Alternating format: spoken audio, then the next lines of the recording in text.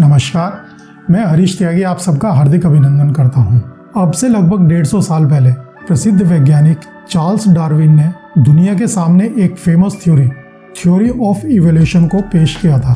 इस थ्योरी के अनुसार प्रकृति एक क्रमिक परिवर्तन के द्वारा अपना विकास करती है, यानी कि नेचर में धीरे धीरे ग्रेजुअल चेंजेस होते रहते हैं और उनके अकॉर्डिंग नेचर में डेवलपमेंट होता रहता है। उनका ये मानना था कि पूरी मानव जाति के केवल एक ही पूर्वज थे और इवन मानव जाति क्या, जितने भी जानवर हैं और पेड़ पौधे हैं सबके एक एक ही एंसेस्टर थे, लेकिन अलग अलग भौगोलिक परिस्थितियों और अलग अलग तरह के चैलेंजेस को जैसे मानव जाति ने, जंतुओं ने और पेड़ों ने फेस किया, उसके अनुसार उनकी अलग अलग प्रजातियां बनती चली गई और आज की डेट में हजारों लाखों प्रजातियां बन चुकी हैं।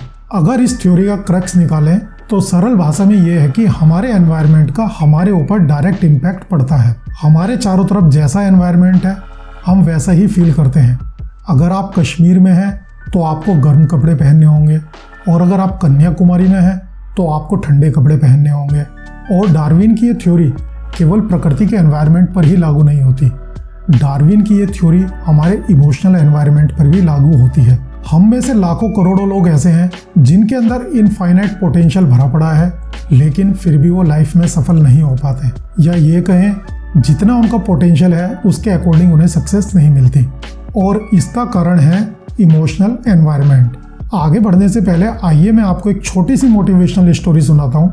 हो सकता है कि आपने मोटिवेशनल स्टोरी पहले भी सुनी हो, लेकिन अपने इमोशनल एनवायरनमेंट को पॉजिटिव करने के लिए अच्छी बातों को जितनी ज़्यादा बार सुना जाए उतना ही कम है।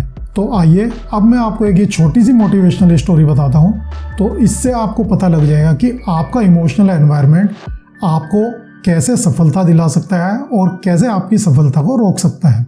किसी गांव में एक बहुत बड़ा तालाब था। उस गांव में काफ़ी मेंढक रहते थे और उस तालाब के बीच में एक टापू था और अक्सर उस तालाब के मेंढक उस टापू पर खेलने के लिए जाया करते थे। उस टापू के ऊपर एक काफ़ी ऊंचा लगभग 40 फीट के आसपास का एक टीला था और उसकी बिल्कुल स्टीप चढ़ाई थी, मतलब खड़ी चढ़ाई थी उसके ऊपर जाने के लिए। तो एक दिन मेंढकों ने खेलते खेलते सोचा क्यों ना कि हम एक प्रतियोगिता का आयोजन करें और जो मेंढक सबसे पहले इस टीले की चोटी पे पहुंचेगा उसको विजेता घोषित किया जाएगा। सब मेंढक इस बात के लिए तैयार हो गए। सबने मान लिया कि हम फला दिन ये प्रतियोगिता करेंगे और प्रतियोगिता का दिन आ गया। जैसा कि हमारे आसपास, हमारी रिश्तेदारी में, हमारे मोहल्ले में या आपके ऑफिस में अक्सर ये होता है कि कुछ लोग पंचायती ज्ञानी बन जाते हैं। उनके बस का कुछ करना धरना नहीं होता है, लाइफ में उन्होंने कुछ नहीं किया होता है, लेकिन ज्ञान इतना बांटते हैं, दूसरों को क्रिटिसाइज करते रहते हैं कि जैसे दुनिया में उनसे बढ़कर कोई ज्ञानी ही नहीं। ऐसे ही कुछ 10-12 मेंढक उन मेंढकों के ग्रुप में भी थे। उन्होंने प्रतियोगिता शुरू होने से पहले ही कह दिया कि हम इसमें पार्टिसिपेट नहीं करेंगे, ये तो इम्पॉसिबल टास्क है, इसको कोई अचीव नहीं कर सकता, ये सब पागल हैं, ये अपने हाथ पैर तुड़वा कर बैठेंगे। और वो पंचायती ज्ञानी बनकर एक साइड होकर बैठ गए। अब प्रतियोगिता शुरू हुई। सब मेंढकों ने चढ़ने का प्रयास किया। कुछ गिर रहे थे, कुछ आगे बढ़ रहे थे, कुछ गिरकर फिर बढ़ रहे थे और पंचायती ज्ञानी बैठे हुए अपना ज्ञान बांट रहे थे कि कोई ऊपर नहीं चढ़ पाएगा, अपने हाथ पैर तुड़वा के आप लोग आगे इधर बैठोगे। लेकिन ये क्रम चलता रहा। इसमें काफ़ी मेंढक कोशिश कर करके हार गए और आकर बाहर बैठ गए। उनमें से कुछ उन पंचायती ज्ञानियों के साथ शामिल हो गए और उन्होंने भी ज्ञान बांटना शुरू कर दिया। इस तरह ये खेल लगातार चलता जा रहा था। काफ़ी मेंढक कोशिश कर रहे थे, नीचे गिर रहे थे और ज्ञानी लगातार अपना ज्ञान बांट रहे थे। कोई फ़ायदा नहीं, कोई नहीं चढ़ पाएगा, अपने हाथ पैर तुड़वाओगे, चोट खाओगे। काफ़ी मेंढक जो नहीं चढ़ पा रहे थे या गिर रहे थे उनकी बात सुन सुन के हार मानते जा रहे थे। और एक टाइम ऐसा आया कि सारे मेंढक बाहर बैठ गए, लेकिन एक मेंढक ऐसा था वो बार बार ट्राई करता, ऊपर चढ़ता, नीचे गिरता, फिर ट्राई करता, फिर नीचे गिरता, लेकिन धीरे धीरे ऐसे करते करते वो चोटी तक पहुंच गया। सब लोग उसको देखकर हैरान रह गए कि जहां वो कोई बहुत ज़्यादा तकड़ा, अच्छा, मजबूत मेंढक नहीं था, एक नॉर्मल सा मेंढक था। सब लोगों का अचंभा हो गया कि इतने अच्छे ताकतवर मेंढक नहीं चढ़ पाए, ये कैसे चढ़ गया।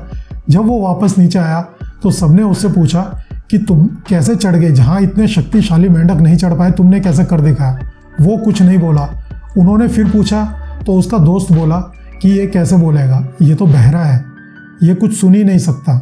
अगर वो मेंढक बहरा ना होता तो वो उन पंचायती ज्ञानियों की बात सुनकर कभी भी ऊपर नहीं चढ़ सकता था। क्योंकि वो बहरा था, उसने किसी की बात को नहीं सुना, उसने केवल गोल के ऊपर अपने माइंड को फोकस किया। वो 1 बार 2 बार 10 बार 50 बार गिरा, लेकिन लास्ट में वो चढ़ गया। बहरा होने के कारण उसने अपने इमोशनल एनवायरनमेंट को खराब नहीं होने दिया। यही लाखों करोड़ों लोगों का सफल ना हो पाने का सबसे बड़ा कारण है।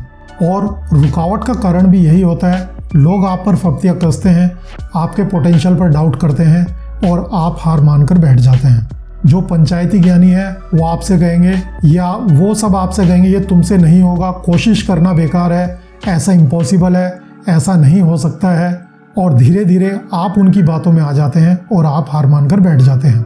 ये जरूरी नहीं है कि जो काम अपने जीवन में कोई दूसरा नहीं कर पाया तो वो आप भी ना कर पाए। आपको बस अपने ऊपर यकीन करने की ज़रूरत होती है। उस बहरे मेंढक की तरह किसी की बात ना सुने, आगे बढ़ते चले जाएं।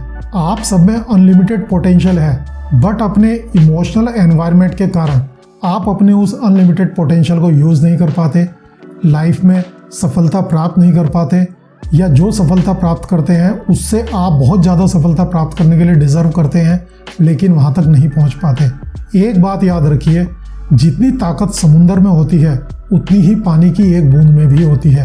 पूरे समुद्र और पानी की बूंद का केमिकल कंपोजिशन एक ही होता है। इसलिए अपनी ताकत को पहचानिए और जितने भी ये पंचायती ज्ञानी हैं उन सब की तरफ से बहरे हो जाइए। किसी के बारे में कुछ मत सुनिए, अपने गोल के ऊपर फोकस कीजिए और लाइफ में आगे बढ़ते चले जाइए।